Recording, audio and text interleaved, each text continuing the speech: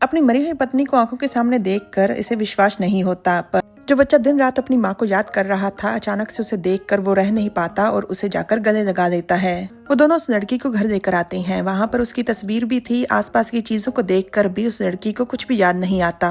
वो लड़के से पूछती है कि तुम लोग इतनी गंदगी में आखिर रहते कैसे हो। बाप बेटा एक दूसरे को इशारा करते हैं। लड़की से झूठ बोलते हैं कि तुम गिर गई और बेहोश हो गई और जब तुम्हें होश आया तुम्हें कुछ भी याद नहीं था। और बच्चा कहानी को आगे बढ़ाते हुए कहता है कि आसमान से एक पत्थर गिरा था जिस कारण आपकी याददाश्त चली गई।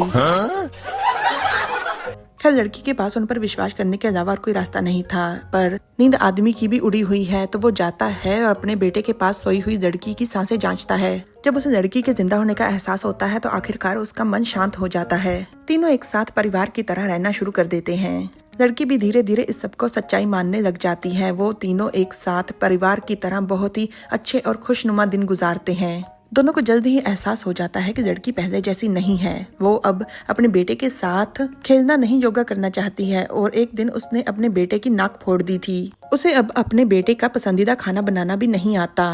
एक दिन इत्तेफाक से लड़की को अपनी पुरानी डायरी मिल जाती है।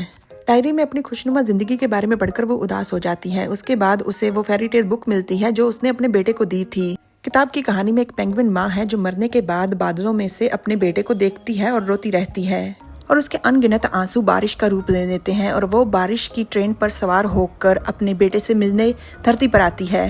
वो अपने बेटे के साथ बहुत ही अच्छा और खुशनुमा समय बिताती है, पर जैसे ही बारिश का मौसम खत्म होता है उसे वापस बादलों में लौटना पड़ता है। कहानी को पढ़ने के बाद आखिरकार लड़की को सब समझ में आ जाता है। वो अपने बेटे की पुरानी बचपन की वीडियोस को देखती है और ये सोचकर कि उसे भी जाना पड़ेगा वो बहुत ज्यादा रोती है, पर फिर वो सोचती है कि वो जाने से पहले अपने बेटे को इस काबिल बनाएगी कि वो अपना ध्यान खुद रख सके।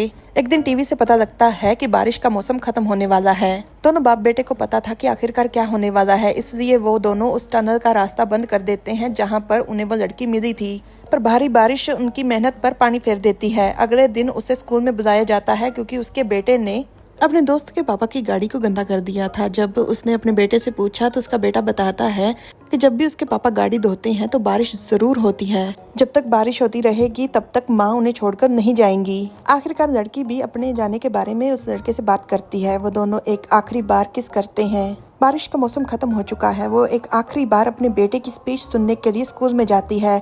स्पीच में सभी बच्चे अपनी हैप्पी फैमिली के बारे में बात कर रहे थे, पर बच्चा अपनी स्पीच से अपनी माँ को संतुष्ट करता है कि उसके जाने के बाद वो अपने सारे काम खुद से कर देगा।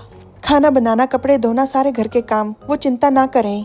वो बिना बाप बेटे को अलविदा किए टनल के पास पहुंचती है। टनल के आगे लगी झाड़ियों को देखकर उसे समझने में देर नहीं लगती कि ये किसका काम है। अचानक से वहां पर उसका बेटा पहुंच जाता है और वो दोनों आखिरी बार बाय करते हैं और इसी मौके पर उसका पति भी आ जाता है। वो दोनों कुछ कहते नहीं, पर उनकी आंखों में प्यार साफ झलक रहा था। पूरी कहानी जानने के लिए देखिए 2018 की Korean movie be with me and please like, share, subscribe, comment. Thanks for watching.